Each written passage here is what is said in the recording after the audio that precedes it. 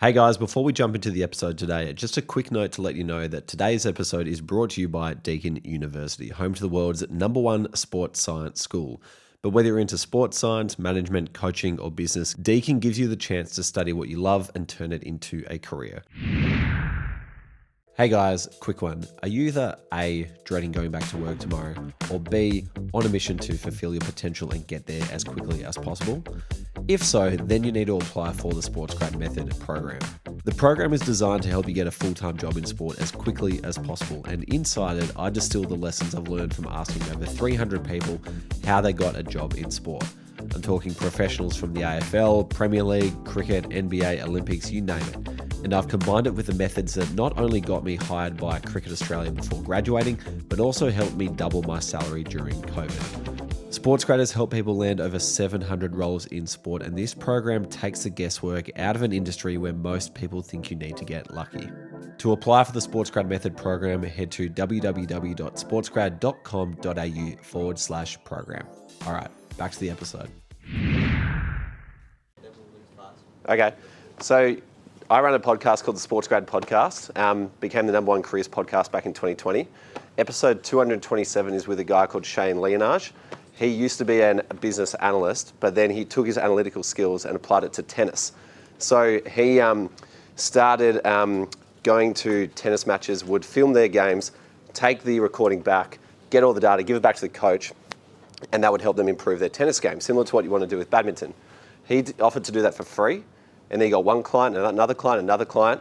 He's just won the US Open with Arina Zabalenka last week. So if you want to take your analytical skills and apply it to a racket sport, go to 227 on the podcast and you can follow his journey. No worries. There is over 300 episodes on the podcast, so if anyone's got a dream job or a type of role they want to do, their career journey is probably covered in there, so I'd encourage you to check it out. All right, but today, what I'm going to help you with today is a set of actions that you can take to change the trajectory of your career. So there are two ways that you can go from here. Option one is you can go down the path that most people take out of university, where they kind of get through class and go through their internships and do all the necessary things they need to do, and they come out industry ready. And for decades, like, people have told us that if you just get through university and come out industry ready, that will be enough to get a job. But there's another way to do that. The alternative way is to become industry wanted, where you're not just constantly putting yourself out there for jobs, but jobs are coming to you. I'm going to show you the difference so you guys can avoid the stress of, ending up in a spot where you're like, I'm job hunting, I've got no idea what I want to do, why isn't anybody hiring? Instead, you've got options, and you can also negotiate for your salary and get paid more to do what you love. So, what I've come up with over the last 10 years or so is a method that has not only worked for me, but worked for hundreds of other people. So as Monty mentioned, it helped me get a job at Cricket Australia before graduating, and then I did that at Cricket Australia for 3 years until my role was made redundant. And during that time, I proved to myself that I wasn't just a fluke by getting this job quickly. When I was made redundant, I got headhunted into another role that doubled my salary in the middle of COVID, whilst everyone was sadly losing their jobs. But I didn't always start from this place of being very career driven and finding some success in my career. When I came out of school, I had no idea what I wanted to do, and so I ended up in a marketing degree and just thought marketing would be a bit of fun. Enrolled into RMIT, kind of flunked my way through it. The lecturers in macroeconomics and microeconomics, I think, just gave me a 50 in those subjects to get me out of university because they didn't want to deal with me anymore. But eventually I dropped out of that and then swapped into sport management and exercise science degree because that was what I really wanted to do. That led to the job at Cricket Australia, and then when I was made redundant, started SportsGrad, and that's helped a few hundred people get jobs. So, for example, Brant Hubber, he is a commercial partnerships manager at the AFL. One of the things that kind of warms my heart every year is, if I get the opportunity to go to the AFL Grand Final, there's Brant on the field living his dream, and being able to play a small part in helping him get there is incredibly rewarding. So, option one, become industry ready. Now, when you're industry ready, you might end up in a spot like this, where your resume folder has literally got 200 plus different documents in it. So this folder belonged to a guy called Shiv Ranjit, who I met in 2018. And at this point in time, he had done everything that everyone had ever told him and was applying for jobs, but he ended up with a folder with 250 applications in it that were getting him nowhere. And so when you stick to the industry-ready approach, this is what can happen. And just industry-ready would be enough if the industry that you're applying for had enough jobs for absolutely everybody. You know, if you came through university and you did what you need to do and you had the skills and there was a job waiting for you at the end, like, fair enough, I'd sit back and do that as well.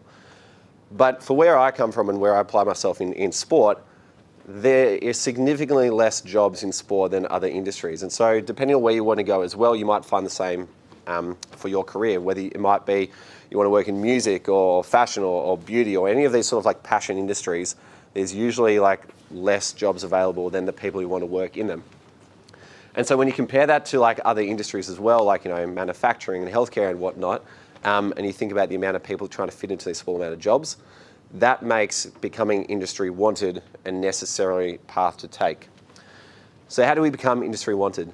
Well, the first thing you need to understand is that every single person in this room is part of a talent pipeline, whether you like it or not. And so you don't know it yet, but the organisations that are going to be looking to recruit you have got you somewhere on this funnel. And you can fit into one of three categories. You can be part of the paper people, you can be part of the online people, and you can be part of the in-person people. And what organisations are trying to do to recruit you is get you closer to the end. And if you want to find career success with your careers, your goal is to get to the end. So for Shiv, the problem that he had is that he was stuck as a paper person.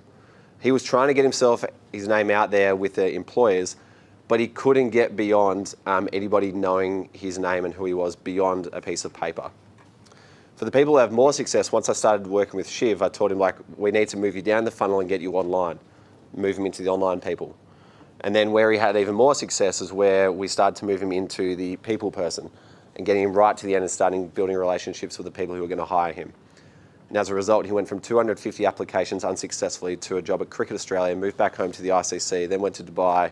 So Dubai, he was with the ICC, came back to Jaipur to work with Rajasthan Royals and returned to Australia to work with KO Sports. Now he's up in Sydney working for Motorcycling New South Wales. And so once he learned the approach, he just applying it from the next thing to the next thing to the next thing. So he was able to unlock this, like, you know, this potential that he had once he knew a better way to go about it. And so one of the reasons why this funnel exists and the reasons why it's important is because it's, at the end of the day, as I'm sure you hear a lot about today, is it all comes down to who knows you and for what. So this is Donnie Singe. Donnie came on the podcast back in 2020 in episode 60 odd. I can't pinpoint his number as well as I could with Shane Lienage, but he has worked with the New Zealand Rugby League team and the Manly Sea Eagles, won NRL premierships, worked in high performance sport for over 25 years. And he said people offer jobs to people they know and trust because they have historical evidence of what they have achieved and done. And so at the moment, like, if you are a paper person, people don't know what you have achieved and done. But once they get to know you in person, then that's when you can start to get your name out there and be trusted for what you can do. The other reason why this is important too is because there is a disconnect between the direction that job hunters are applying themselves and the direction that recruiters are looking for people. So this here is Alison Robinson. She used to be the Executive General Manager of People and Culture at Cricket Australia.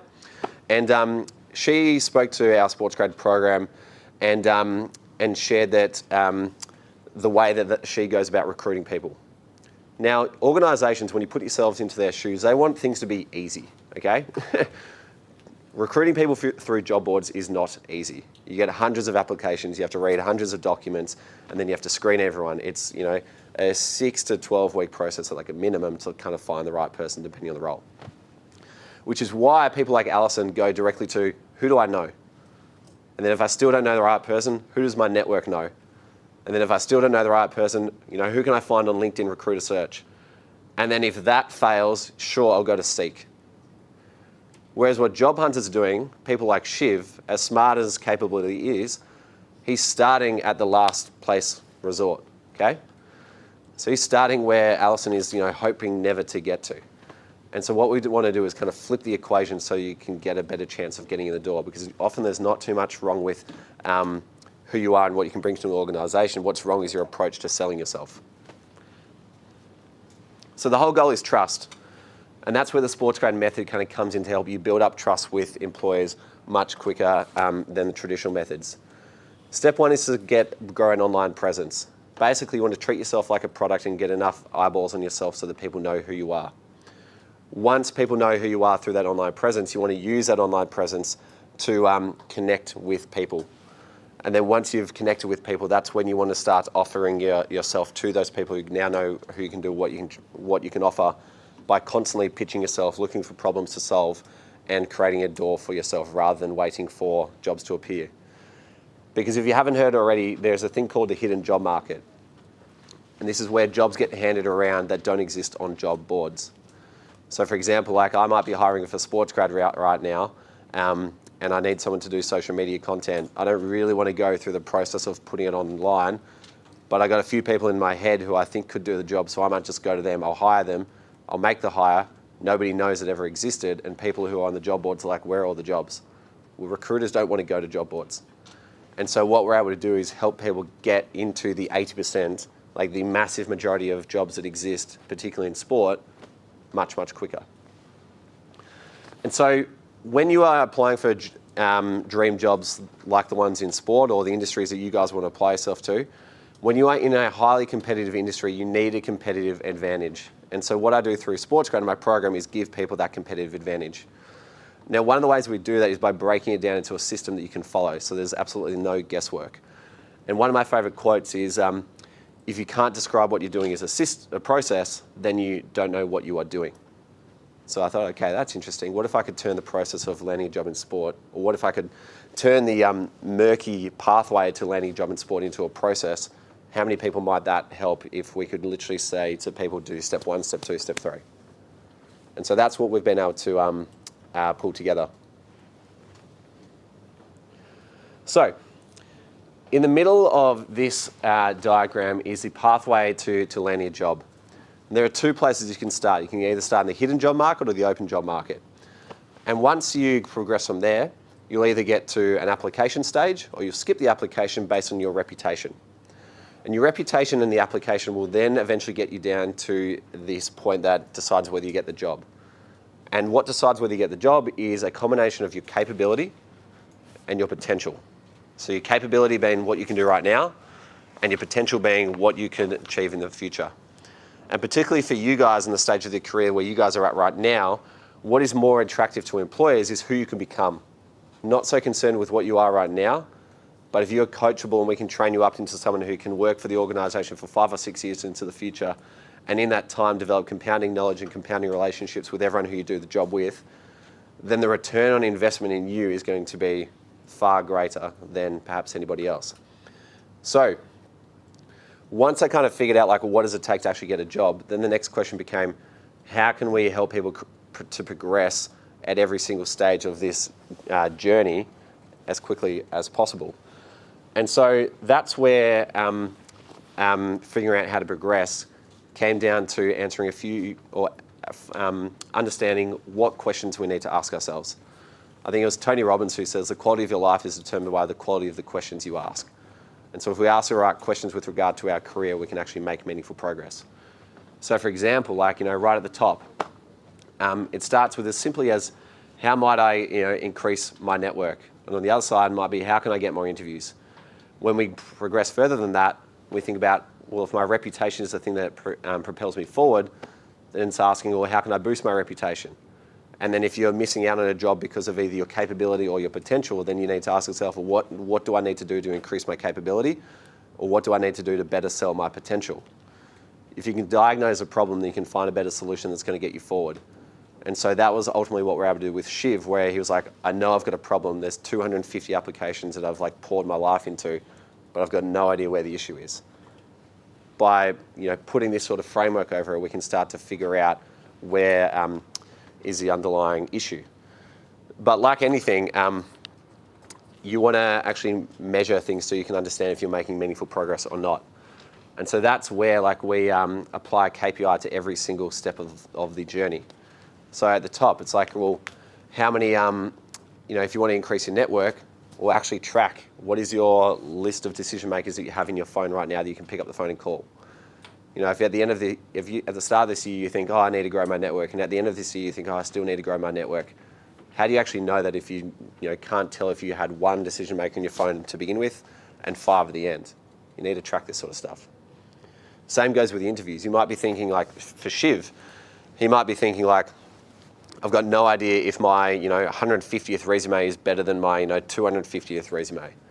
There's a no, because he's not tracking how many of them are actually leading to interviews. So one of the things we get people to measure is like, what is your interview or application to interview conversion rate? And you want to try and aim for about 25%. Okay. Beyond that, same sort of thing with your reputation, or if your capability, or your potential. If you can start to kind of track all the different things that matter that are going to sell you into a job, then you can start to make progress on it.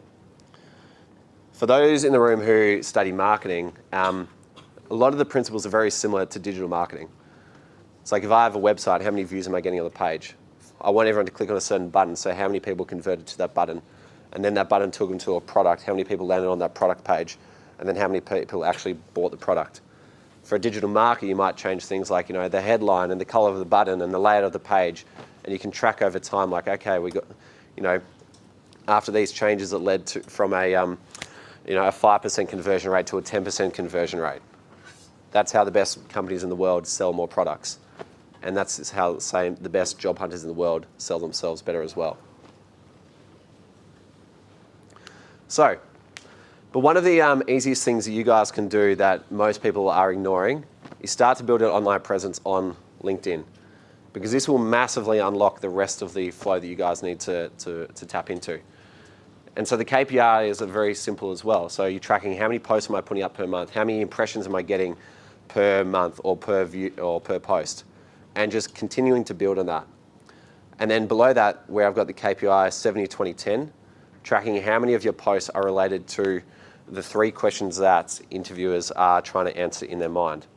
So Alison Robinson, EGM of People and Culture at Cricket Australia, she comes in and she says, in the mind of a recruiter, we're trying to answer 3 questions when we meet a candidate. Number 1 is, can you do the job?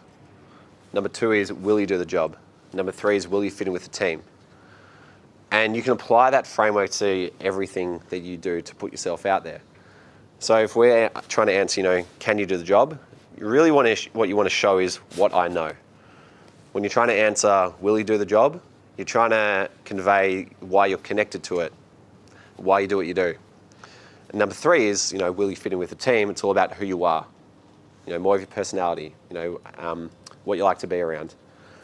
And so what I teach people in this program is how to apply that across a 70-20-10 framework, whereby 70% of the time you are sharing, this is what I know, 20% of the time you're sharing, this is why I do it, and 10% of the time you're showing, this is who I am.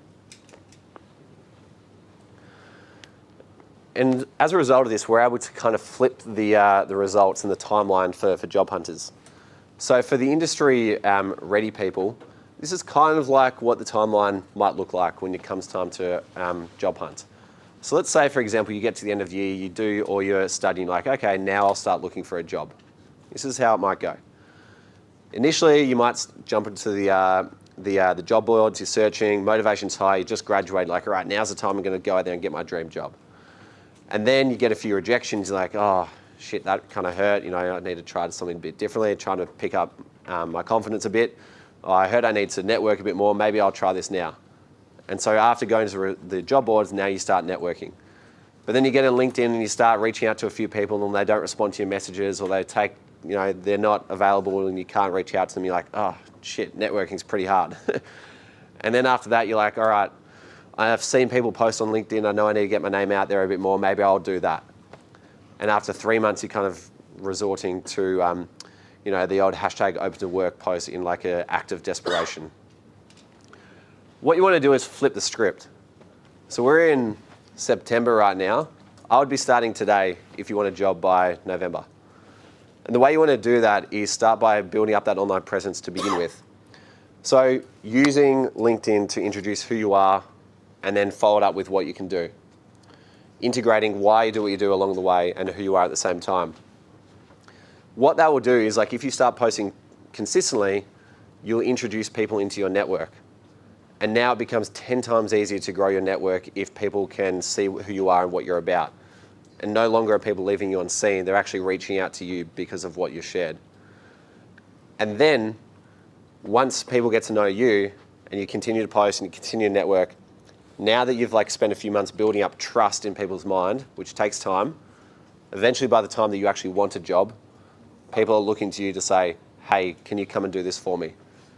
Rather than you having to go to them each time and ending up in the job boards and ending up with 250 applications in a resume folder.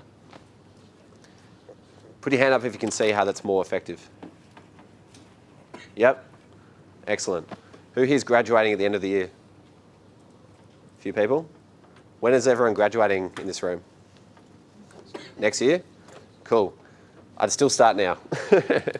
Because someone said to me at Cricket Australia, Reuben, you're never going to know when you need your network until you do. And when I got made redundant on a day's notice, I was like, thank God I have a network. But it took a lot of time to build that up. So if you've got 3 months runway, that's kind of like a minimum. If you've got an 18-month runway, then this is your sign to go and absolutely throw everything at it. So this is Tom Blazic. So Tom Blazic, 30 years old, lives in Brisbane, used to be a substitute teacher, wanted to work in athlete wellbeing. The problem with working in athlete wellbeing is that every single person is an ex-athlete.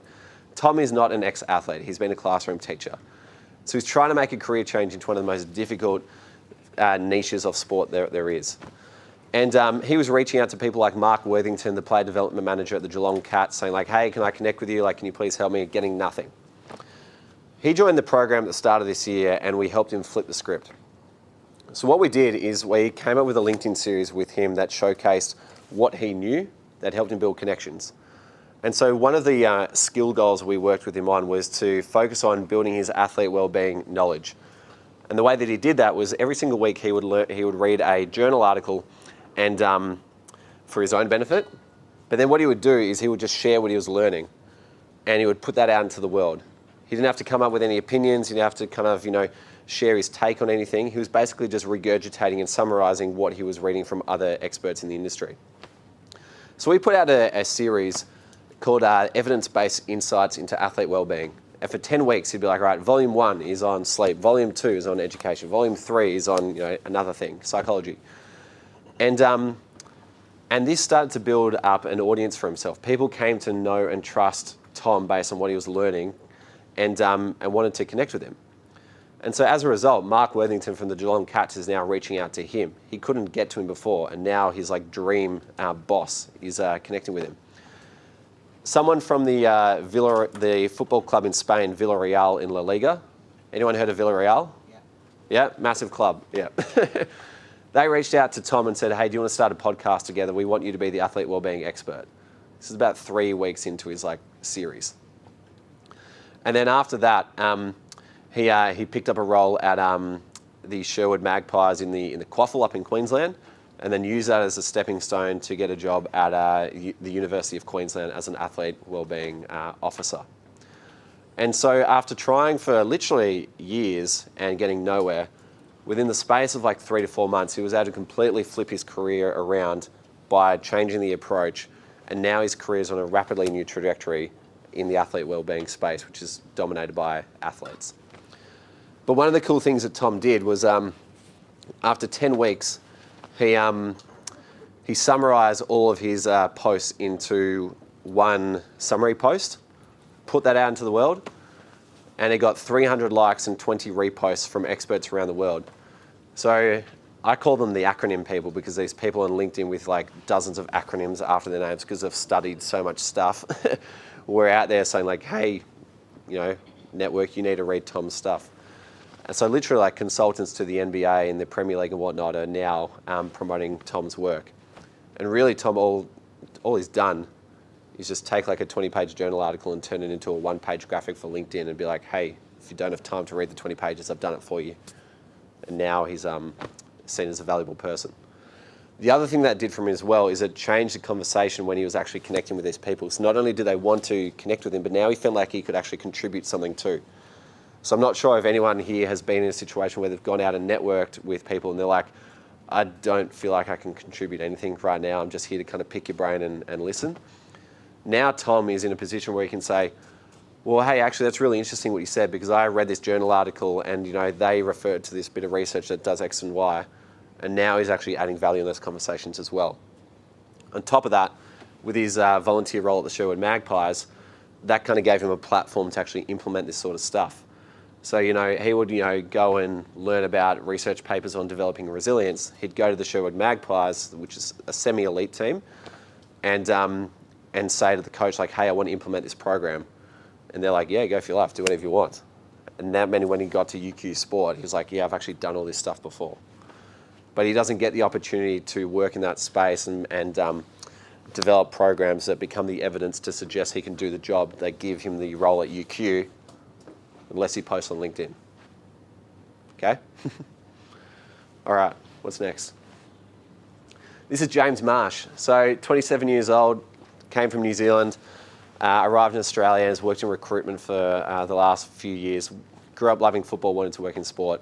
And even as a recruiter, he kind of joined my program because he needed help job hunting. What I would do with him was a similar sort of approach. Help him build up a presence on LinkedIn, help him connect with the right people that helped him get into a job at the Mavs. So the one thing that he could hold himself pretty fine in conversation, but he had no idea who to connect with. And so I said to him, like, well, why don't you connect with, he was trying to get into SEN. And I was like, you need to connect with Lee Southern, who's the team manager of the Melbourne Mavericks, which is owned by SEN. I helped him prepare for that conversation and how to sell himself in that scenario. And off the back of that, Lee said, you need to meet our general manager, Shay Bolton Brown. He then meets Shay. They have a conversation, we help him prepare, and then Shay goes, actually, you've got a really transferable skill set. Do you reckon you'd be interested in completing an assignment so we can test out what you know and what you can do?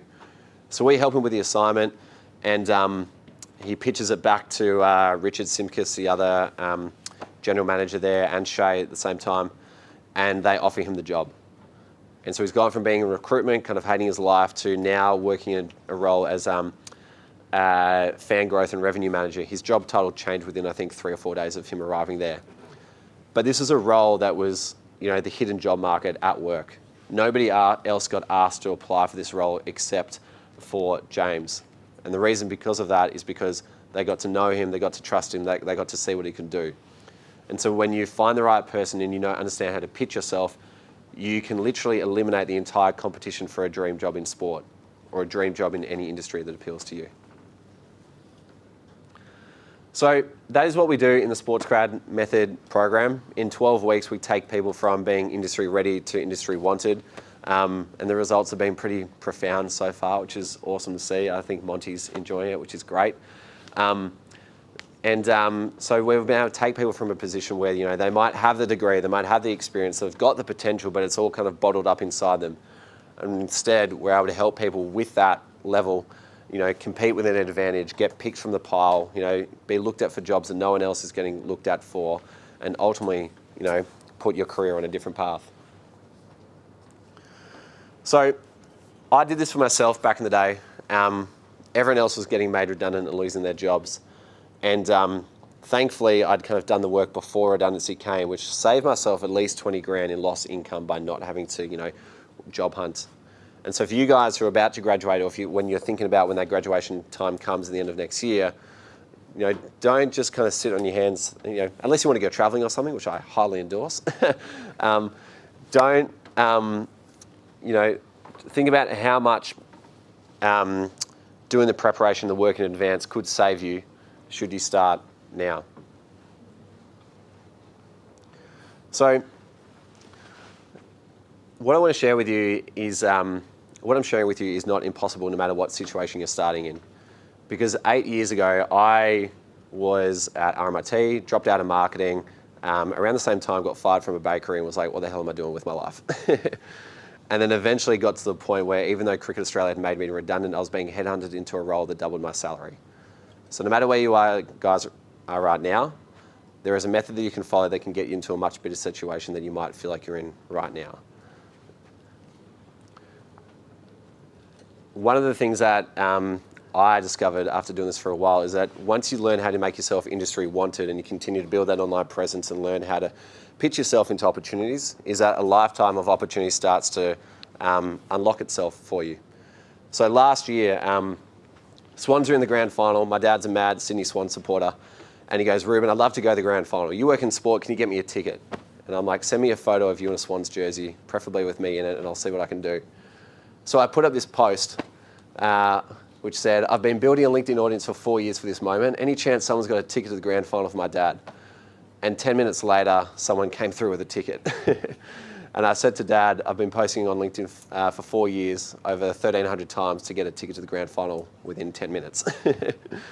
So I didn't expect that to come, but that was one of the side benefits of it too. The other benefit came, I don't know if it's a benefit or not, but last year as well, I was at a music festival in Budapest. Yes. And Ziget, yep, I don't know if you've been, yep. Fred again played, they were terrific. And I kind of made myself stand out by wearing a Hawthorn Football Club jersey, but I was walking through the crowd and someone stopped me and goes, excuse me, are you the guy from LinkedIn? And I was like, no, I'm not, like, not here, thank you. But when you start to put yourself out there, opportunities do unfold for yourself that you never knew could exist. And so the benefit for you guys is that, you know, what you do, you guys have still got time. Whether you're about to graduate this year or at the end of next year, what you decide to do in the next 3 months and the next 18 months will rapidly change the rest of your trajectory. Because there's a world that exists where you can kind of carry on what you're doing and end up in a spot where you know, are like the majority of people, then go out and apply for jobs and you end up in that rejection folder like Shiv. And it may put you on a steady sort of path that, you know, progresses you from, you know, entry-level job into manager, into a senior over time. Or you can take on the principles and make yourself industry wanted, put yourself on a much steeper trajectory and get to the lofty goals that you might have for yourself and your career. If you need help with this and you are looking for a job in sport, the SportsGrad Method program runs 4 times a year. I would love you to apply if you are interested in sport. Very conveniently, this email came through 15 hours ago from Shobhit. Shobhit's one of the people in the program over in Spain. I kind of cut the email off, but he just got an opportunity with Cricket Spain. But in the last 4 weeks, we kind of teach everyone all this sort of stuff in a 4-week sprint to get everyone up to speed as quickly as possible so they know how to job hunt, you know, immediately in the right way. And he very kindly said, I've learnt more in these 4 weeks than in my entire master's degree, so thanks so much. So if that is of interest for you, would love you to check it out. But thank you for listening and thank you for having me here today. And I believe we've got some time for some questions if anybody's got any. So thank you.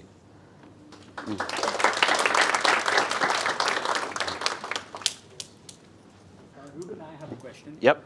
How do you deal with LinkedIn fatigue? So sometimes it just becomes so much. You're like posting, you're receiving. Do you ever take a break? Do you ever go off? Is it just like a constant? You have to just own it and do it. You do have to kind of own it and do it. If you get to a point of LinkedIn fatigue, that is a great result to get to. If you get bored of your own content, that's kind of the goal, because you know, if you're operating in a particular niche, you really have to find 1,000 different ways to say the same thing. For you guys, I suspect a bigger issue is probably putting yourself out there to begin with. So for me, like back in the day, I used to think about like, well, the biggest thing that, you know, as you get older, you start to realize is that eventually one day you're going to die and who the hell cares? Which is like a tough thing to kind of put, you know, compartmentalize all at once. But really, like, it's like building a muscle in the gym. The more reps you put in, the stronger it gets, the more your mind doesn't care about it. And I spoke to a guy who did this in a different space a couple of days ago. His name's Jared Davis. He creates content on TikTok about the AFL. He's now got hundreds of thousands of views, but the way he got started was in year 12, he had a bet with his mate about who could put out a video that got 25,000 views first. And Jared's way of winning this contest was by posting 15 TikToks in the space of 2 days just to see like what would stick. Some was about lifestyle stuff, some was about, you know, sport, some was about, you know, comedy stuff. But he was just like, I'm just going to spray and pray until something works. And I was like, I admire how willing you were to put yourself out there and give yourself that much data in that short amount of time without caring what anybody thinks, so that you could actually double down on the thing that did work. So if you can allow yourself to just put the reps in quicker, you will find out what works quicker. The other thing to keep in mind is that the news feed in LinkedIn moves quickly. I guarantee you people won't remember what you posted yesterday, let alone a week ago. So don't stress too much if your first post bombs or you're not happy with it. But it is important to get yourself out there. Yep. Yeah, great question. Are you hanging around this afternoon? Are you hanging around this afternoon? Yes, sir. Okay, perfect. Well, yeah, the afternoon session's all on that too. But to be honest, it's still something I'm figuring out because they are two different sort of worlds. So for those people in this side of the room, the question was related to the other space that I play in, which is the advocacy world. This afternoon, I'm sharing my story around experience with sexual assault and speaking up about that. The question was, how do I incorporate it into careers in sport as well? Shorter answer is, yeah, I'm still figuring it out. I'm trying to decide, is it something that I treat separately or combined together? Because my experience did happen in sport. And ultimately, like, the purpose of what I do with SportsGrad is to help people love what they do and help fill the industry with great people who are highly capable as well, but also people who are highly empathetic and also safe to be around, and just, no more dickheads in sport. So that can kind of play into the work that I'm doing as well. But to be honest with you, I do kind of feel this tension between these two worlds of, like, who do I want to be and what's the biggest impact that I can have. So yeah, I'm still discovering that. Hey guys, quick one. Are you either A, dreading going back to work tomorrow, or B, on a mission to fulfill your potential and get there as quickly as possible? If so, then you need to apply for the SportsGrad Method program. The program is designed to help you get a full-time job in sport as quickly as possible, and inside it, I distill the lessons I've learned from asking over 300 people how they got a job in sport. I'm talking professionals from the AFL, Premier League, cricket, NBA, Olympics, you name it. And I've combined it with the methods that not only got me hired by Cricket Australia before graduating, but also helped me double my salary during COVID. SportsGrad has helped people land over 700 roles in sport, and this program takes the guesswork out of an industry where most people think you need to get lucky. To apply for the SportsGrad Method program, head to www.sportsgrad.com.au/program.